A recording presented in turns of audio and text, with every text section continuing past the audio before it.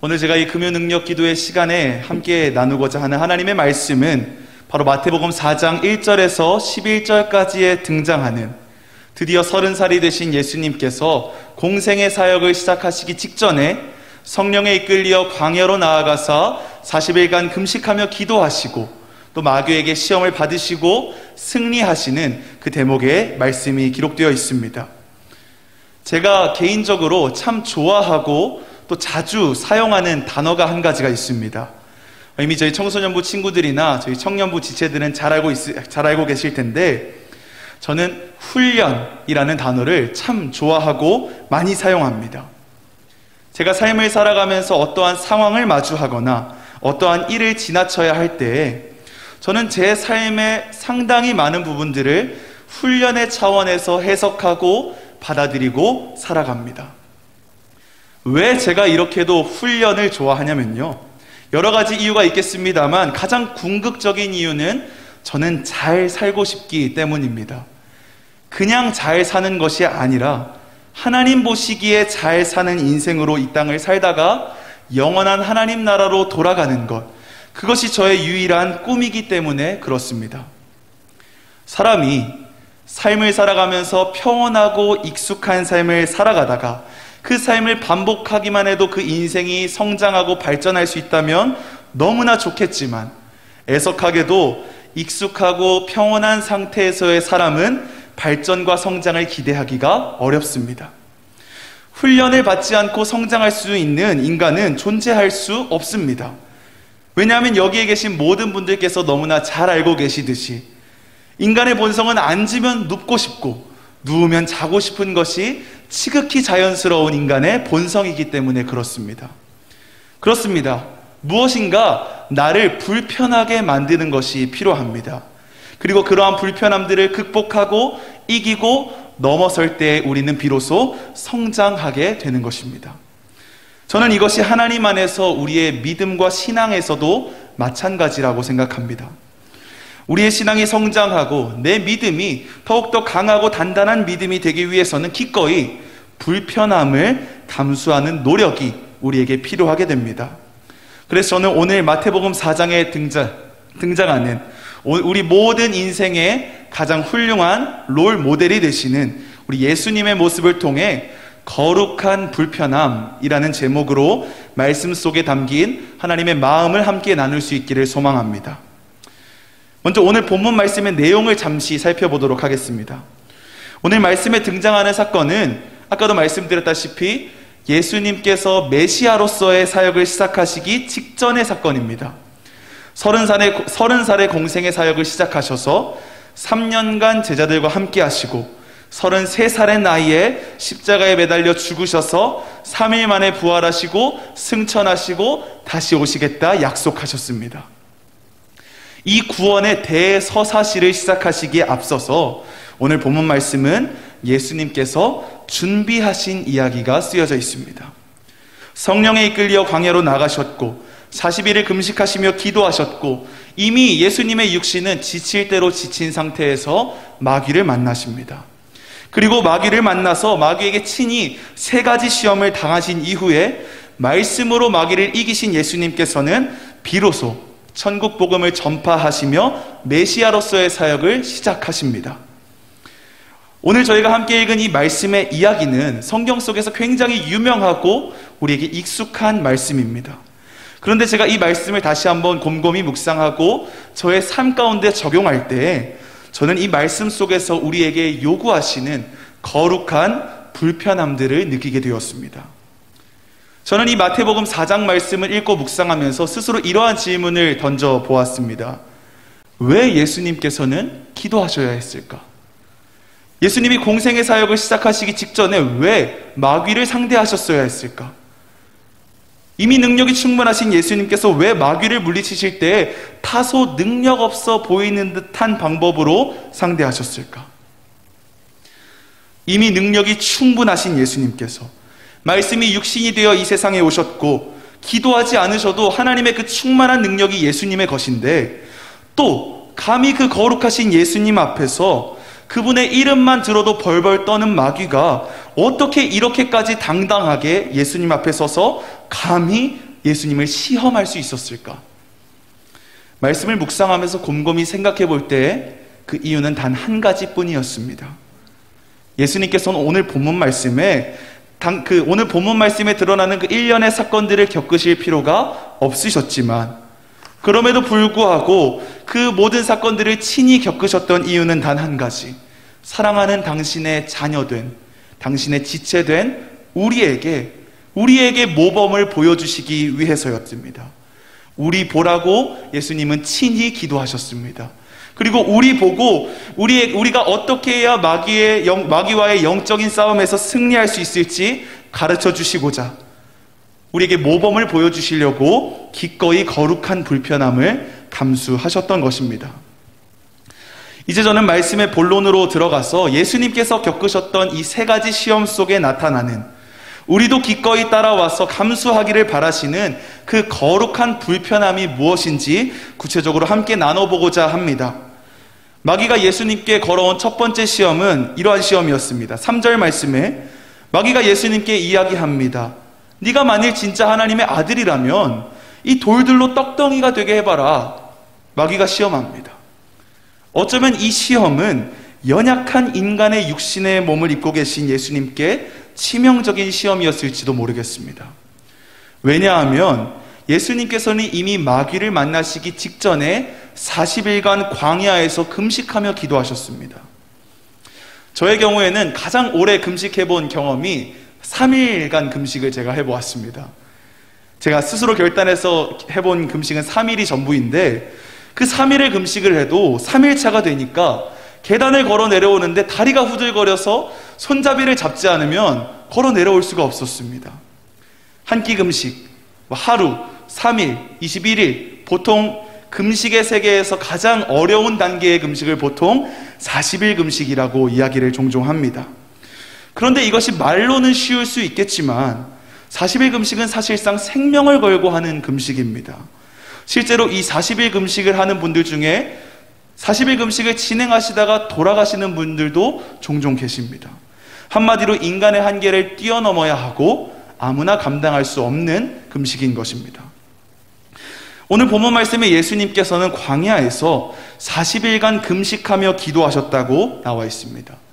우리와 똑같은 식욕과 똑같은 에너지 소모와 똑같은 육신을 가지신 예수님께서 안전하고 따뜻한 집에서 40일간 금식하며 기도해도 쉽지 않은 일인데, 그 일을 광야에서, 집도 없고 길도 없고 아무것도 없는 그 광야에서 40일간 기도하시며 이미 육신은 지칠 대로 지쳐있는 상황이었습니다. 그때 돌을 떡으로 만들어 먹으라 하는 이 마귀의 시험은 우리에게는 돌을 떡으로 만들 수 있는 능력이 없으니까 별것 아닌 것처럼 보여도 이미 충분히 그럴 만한 능력이 있으신 예수님께는 가벼운 시험은 아니었을 것입니다.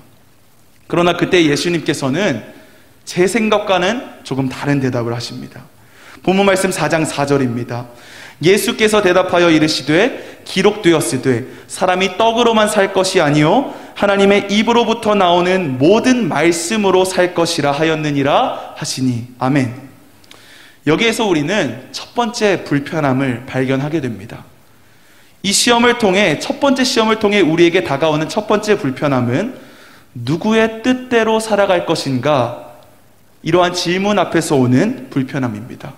누구의 뜻대로 살아갈 것인가라는 마귀의 질문 앞에서 오는 불편함이 우리를 거룩한 불편함을 느끼게 만듭니다. 우리가 삶을 살아가다 보면 인생의 수많은 선택의 순간들을 맞이하게 됩니다. 하나님께서 우리 인간을 창조하실 때 세상에 있는 다른 모든 피조물들과 인간 사이에 딱 한 가지 차이점을 주셨습니다. 그것은 바로 우리에게는 자유의지가 있다는 것입니다. 세상에 있는 모든 자연의 법칙은 온 세상을 지으실 때 정해두신 그 순서를 따라서만 진행이 됩니다. 봄이 가기 싫다고 여름이 오지 않는 것도 아니고, 낙엽이 떨어지기 싫다고 그 자리에 가만히 붙어 있을 수 있는 것도 아닙니다. 모든 것은 하나님이 정하신 규칙대로, 섭리대로 흘러가지만 하나님께서 유독 인간에게만, 우리에게만 모든 것을 선택할 수 있는 권리를 부여하여 주셨습니다.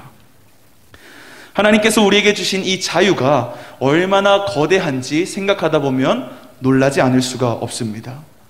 하나님께서 우리에게 주신 이 자유가 얼마나 거대하냐면요, 우리가 하나님을 선택하지 않을 자유까지 우리에게 허락하셨습니다.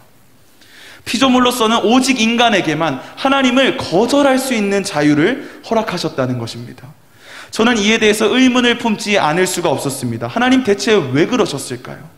그렇게도 죄를 미워하시는 하나님께서 하나님을 대적하는 모든 것을 죄로 규정하셨지만 그 죄 가운데 빠져있는 인간을 먼저 사랑하셔서 그 인간에게 있는 죄의 문제를 해결하기 위해 자기 아들을 희생하시면서까지 그 거대한 리스크를 껴안아 가시면서까지 하나님은 왜 인간을 자유로운 존재로 만드셨을까요?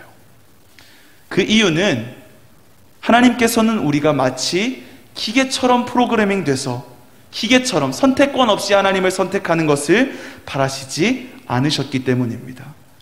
기계가 마치 프로그래밍 된 대로 결과값을 도출하듯이 하나님을 그렇게 섬기는 것이 아니라 우리가 인생을 살다가 마주치는 수많은 선택 앞에서 다른 모든 선택지를 선택할 수 있는 자유를 우리에게 허락하셨지만 그럼에도 불구하고 우리는 우리에게 주신 자유를 동원해서 하나님을 선택하는 것, 하나님께서는 그것을 바라시기 때문에, 그것을 하나님께서는 진정한 믿음이라고 여기시기 때문에 우리에게 자유를 주신 것입니다. 그런데 하나님께서 주신 이러한 자유는 우리에게 한 가지 거룩한 불편함을 만들어냅니다. 그것은 아까도 말씀드렸듯이 누구의 뜻대로 살아갈 것인가? 라는 수많은 질문 앞에서, 우리의 선택 앞에서 다가오는 불편함입니다. 하나님의 뜻과 나의 뜻 사이에서, 하나님의 생각과 내 생각 사이에서, 하나님의 방식과 세상의 방식 사이에서, 까짓거 눈에 보이지도 않는 하나님 예배 한번 소홀히 여기면 뭐 어때? 이 각박한 세상에서 이웃의 아픔 같은 거 한번 눈 감으면 어때? 나 하나님 싫어하지 않아. 나 하나님 믿어. 하나님 사랑해. 그런데 이건 나한테 너무나 불편하잖아. 그리고 내가 이거 행하지 않아도 하나님이 당장 나한테 뭐라고 하시지 않으셨어. 어쩌면 이러한 합리화 속에서 하나님이 원하시는 거룩한 불편함을 피했었던 순간이 있진 않았나.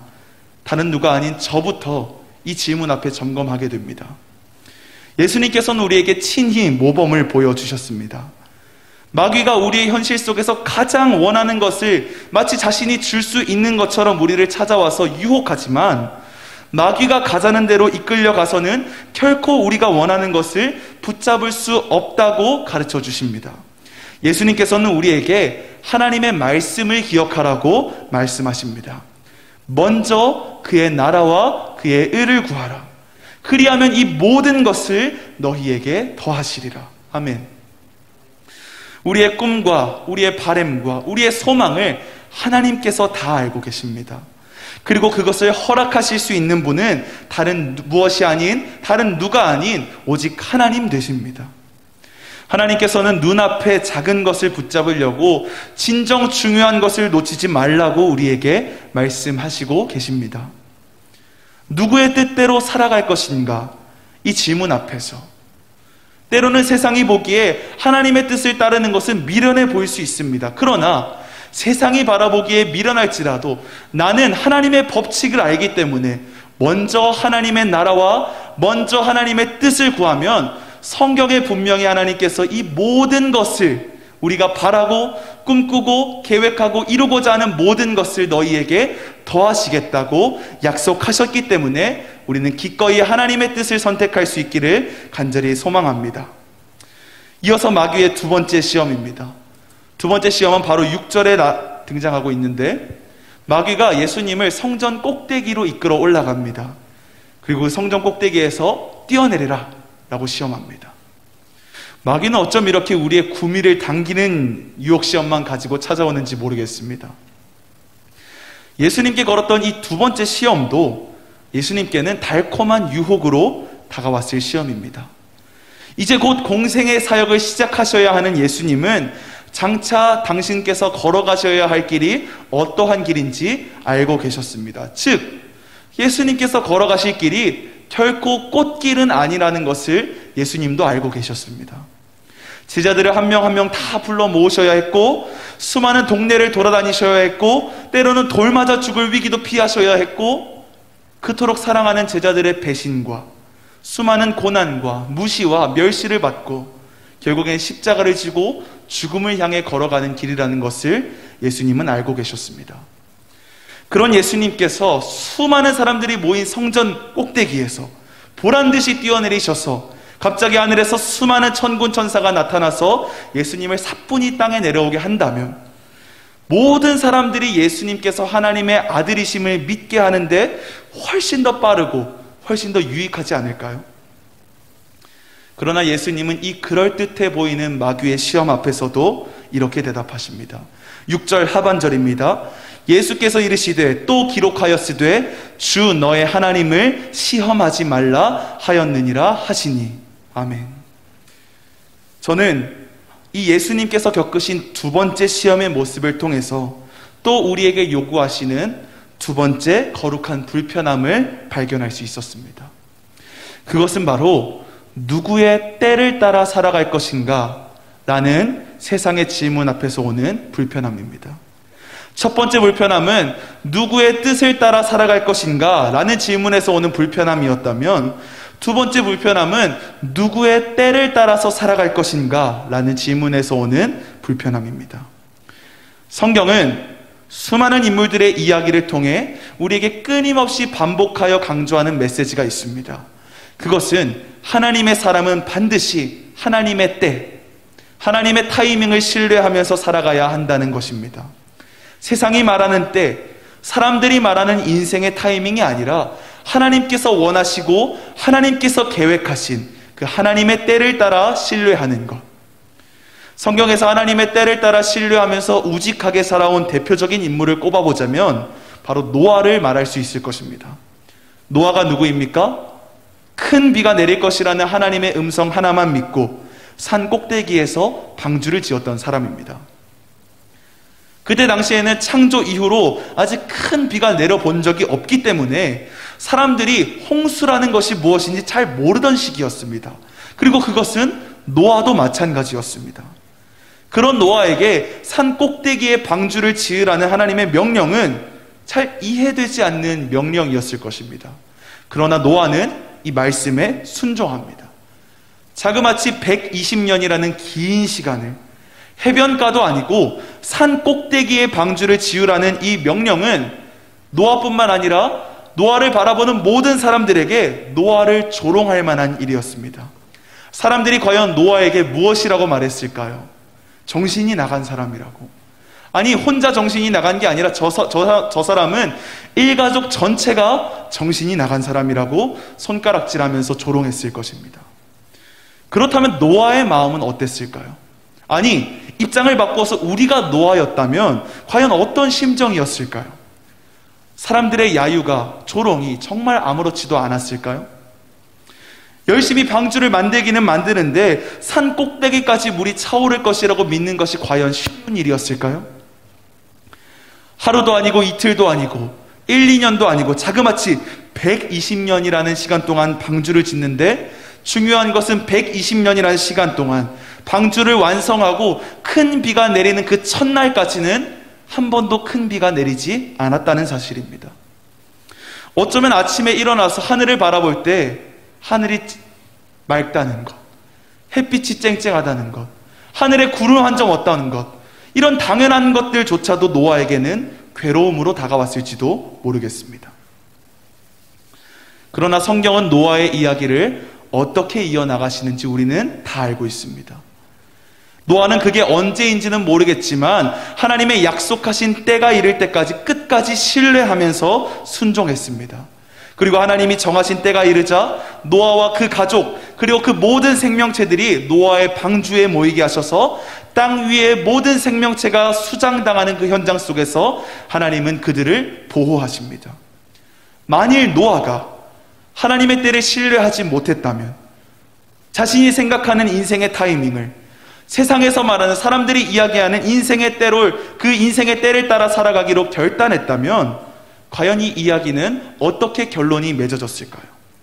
당연히 방주도 지어지지 못하고 노아도 그 가족도 하나님의 구원 계획도 이루어지지 못했을 것입니다. 때로는 우리가 삶을 살아가다 보면 하나님이 응답하시지 않는 것 같은 상황을 마주칠 때가 있습니다. 아직 인생의 경험이 부족한 저에게도 하나님이 응답하시지 않는 것 같았던 때가 있었습니다.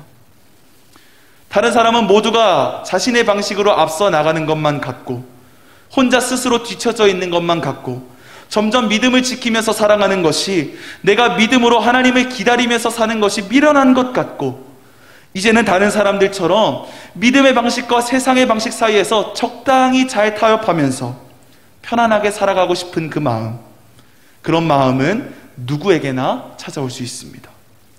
그러나 성경은 노아를 비롯하여 수많은 사람들의 이야기를 통해서 우리에게 반드시 하나님의 때는 우리에게 임할 것이니 그 때를 기다릴 줄 아는 믿음을 가지라 말씀하십니다. 그리고 각자에게 정하신 하나님의 때는 모두에게 다르다고 말씀하십니다. 다니엘은 어린 소년의 시절에 부름을 받았고, 모세는 80세가 되어서야 부름을 받았습니다. 야곱은 사랑하는 라헬을 얻기 위해서 14년의 시간을 외삼촌 밑에서 일을 했어야 했고, 노아는 방주를 지은 지 120년이 지나서야 하나님의 때를 맞이했지만, 우리는 그 모든 사람들의 이야기를, 그 모든 인물들을 한 사람도 빠짐없이 위대한 하나님의 사람들의 이야기로 기억하고 있습니다. 세상이 보기에 하나님의 때를 기다리는 것은 미련해 보일 수 있습니다. 그러나 하나님은 그럼에도 불구하고 하나님의 때를 신뢰하기를 원하십니다. 왜냐하면 나를 창조하신 나의 아버지가 나의 하나님이시고, 그 아버지께서 우리의 인생을 책임지시기 때문에 우리가 진정 그것을 믿는다면 기꺼이 세상의 타이밍들을 거절하고 우리 아버지 되신 하나님의 때를 신뢰하는 거룩한 불편함을 감수할 수 있는 것입니다. 이제 마지막 세 번째, 예수님께서 당하신 시험입니다. 마귀가 예수님을 높은 산 위로 데리고 올라갑니다.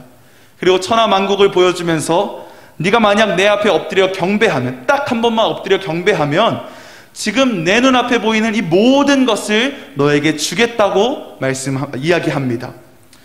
이 시험에 대한 예수님의 대답은 무엇이었을까요? 사탄아 물러가라. 기록되었을 때 주 너의 하나님께 경배하고 다만 그를 섬기라 하였느니라. 아멘. 이렇게 말씀하시면서 예수님은 마귀를 내어 쫓으십니다. 첫 번째 시험에서 우리는 누구의 뜻대로 살아갈 것인가 라는 질문 앞에서 우리는 세상의 뜻, 사람의 생각이 아닌 하나님의 뜻을 따라 선택하는 거룩한 불편함을 느끼게 되었습니다. 그리고 두 번째 시험에서는 누구의 때를 따라 살아갈 것인가 라는 세상의 질문 앞에서 우리는 하나님의 때를 기다리는 거룩한 불편함을 마주하게 되었습니다. 그리고 이 마지막 세 번째 시험을 통해 세상은 질문합니다. 누가 나의 주인이 될 것인가? 라고 질문합니다. 저는 이 마귀의 세 번째 시험을 이겨내시는 예수님의 모습을 보면서 스스로 저에게 이러한 질문을 던졌습니다. 과연 나는 내 믿음을 확실하다고 말할 수 있을까? 과연 나는 내 믿음을 진짜 믿음이라고 말할 수 있을까? 오늘 우리가 살아가고 있는 이 대한민국은 종교의 자유가 있어서 내가 예수님을 믿든지 부처님을 믿든지 아무도 터치하지 못합니다. 자유롭습니다. 그런데 그렇기에 도리어 우리가 우리의 믿음을 확증하기가 어려운 상황이 되어버렸습니다. 제가 2-3달가량 전에 이러한 이야기를 들은 적이 있습니다. 이러한 이야기였습니다. 만일 당신이 지구 반대편 이슬람권 나라에 사는 한 여자아이라고 상상을 해보십시오. 법적으로는 예수님을 믿으면 안 되는데 어쩌다가 복음을 듣고 예수님을 믿게 되었습니다. 아무에게도 알릴 수가 없어서 혼자 조용히 예배드리고 혼자 조용히 예수님을 믿는 하루하루가 흘러가고 있습니다. 어느 날 방에 누워서 잠을 자는데 한밤중에 누군가 나의 방으로 들어오는 소리가 들려서 인기척에 화들짝 놀라 눈을 떠보니 아버지가 내 머리에 총을 겨누고 있습니다. 그리고 묻습니다. 너 예수 믿냐? 저는 이 이야기를 듣고 저의 믿음의 실체에 대해 다시 한번 고민하기 시작했습니다. 과연 나는 이런 상황까지 가서도 내가 기꺼이 난 예수님을 믿는다고 말할 수 있을까? 내가 예수님을 믿는다고 대답했을 때 아버지가 나를 죽여도 명예살인이라는 가문의 명예를 더럽힌 자를 죽이는 관습에 따라서 처벌받지 않습니다. 그리고 이러한 일은 예화가 아니라 통계에 따르면 연간 약 5천여 명의 희생자가 지금도 발생하고 있습니다. 누가 나의 주인이 되어서 살아갈 것인가? 마귀는 예수님을 무너뜨리기 위해서 처음에는 인간의 기본적인 욕구를 건드렸다가 그 다음에는 인생에 도움을 주는 척, 예수님께서 걸어가셔야 하는 그 길을 도와주는 척 유혹했다가 이제는 아예 대놓고 내가 너의 주인이 되고 싶다고 이야기합니다. 저는 이 말씀의 대목을 묵상하면서 이러한 생각을 갖게 되었습니다. 마귀가 과연 예수님이 누구인지 몰랐을까요? 마귀는 예수님께서 하나님의 아들이시자 온 세상을 구원할 구원자이시고 자기를 말씀 한마디면 영원히 소멸하실 수 있는 그런 능력이 있으신 분이라는 것을 과연 몰랐을까요? 그런데도 이 마귀는 한마디로 겁을 완전히 상실한 채 예수님께 와서도 내가 너의 주인이 되고 싶다고 이야기하고 있습니다. 그렇다면 이 마귀가 제가 무서워서 저를 못 찾아올까요? 저를 못 이길 것 같아서 저를 안 찾아오겠습니까? 마귀는 저희 중에 한 사람이라도 하나님 편에서 끌어내리는 것을 자신의 목적과 가치로 삼고 살아가는 그러한 존재라는 것을 다시 한번 느끼게 됩니다. 우리를 이 예배의 자리와 기도의 자리에서 하나님께서 기뻐하시는 자리에서 하나님께서 원하시는 길에서 벗어나게 만들기 위해 온갖 좋아 보이는 것을 가지고 우리를 찾아와 유혹합니다. 그리고 성경은 분명히 마귀가 광명한 천사로 위장하고 우리를 찾아올 것이니 결코 속지 말라고 말씀하십니다. 우리 인생의 주인은 우리가 이 땅에 태어나 삶을 살아가다가 다시 영원한 하나님 나라에 돌아가기까지 오직 하나님 한 분만이 우리 인생의 주인 되시기를 간절한 마음으로 소망합니다. 그리고 그것을 우리가 믿음으로 고백하고 그 고백을 지켜나가는 우리의 삶이 되기를 간절히 소망합니다. 세상에 좋아 보이는 온갖 것들도 결코 하나님을 대신할 수 없다는 그 믿음. 하나님께서 나의 주인 되시기 때문에 때로는 내게 아무리 유익하다 해도 그것을 배설물과 같이 여길 수 있는 그 거룩한 불편함. 그것이 우리 안에 있기를 간절히 소망합니다. 말씀을 마무리하겠습니다. 예수님께서는 3번의 시험을 다 이겨내시고 마귀는 예수님을 떠나갑니다. 오늘 마태복음 말씀에는 그냥 떠나갔다고 했지만 병행 구절인 누가복음 4장을 보면 마귀가 예수님을 잠시 떠나갔다고 이야기합니다. 누구의 뜻대로 살아갈 것인가? 누구의 때를 따라 살아갈 것인가? 누가 나의 주인이 되어서 살아갈 것인가? 예수님께서는 우리를 위해 친히 마귀의 시험을 이겨내시면서 우리가 어떻게 해야 마귀의 시험을 이겨낼 수 있는지 가르쳐 주시고 계십니다. 마귀는 생각보다 집요해서 우리를 교묘하게 파고듭니다. 성경에서도 마귀는 우는 사자와 같이 왜 울까요? 배가 고파서 집어삼킬 먹잇감을 찾는 우는 사자와 같이 삼킬 자를 찾는다고 말씀하시고 계십니다. 그렇게 오늘 성경은 우리에게 친히 롤모델이 되신 예수님을 통해 우리가 기꺼이 감수해야 할 거룩한 불편함에 대해 우리에게 말씀하십니다. 험한 이 세상 속에서 다른 무엇이 아닌 예수님을 따라가기 위하여 우리가 기꺼이 감수하는 거룩한 불편함들이 우리의 삶 가운데 반드시 확인되기를 소망합니다. 그리고 그 불편함들로 인해 우리가 예수님을 더욱 온전한 마음으로 따라갈 수만 있다면, 마귀의 시험 앞에서 당당히 승리하는 이긴 자로 우리가 살아갈 수 있다면, 그렇게 조금이라도 더 예수님을 닮아갈 수 있다면 사실 그 불편함은 불편함이 아니라 진정한 의미의 은혜요, 우리에게 다가오는 하나님의 축복인 줄로 믿습니다. 사랑하는 저와 모든 성도님의 삶들 가운데 우리를 지키시고 보호하시는 하나님의 사랑이, 그 거룩한 불편함이 늘 함께할 수 있기를, 그리고 그 불편함을 통해서 우리를 무너뜨리려 하는 악한 마귀의 시험을 우리 예수님처럼 당당히 이겨내는 우리의 삶이 되기를 간절한 마음으로 소망합니다. 기도하겠습니다.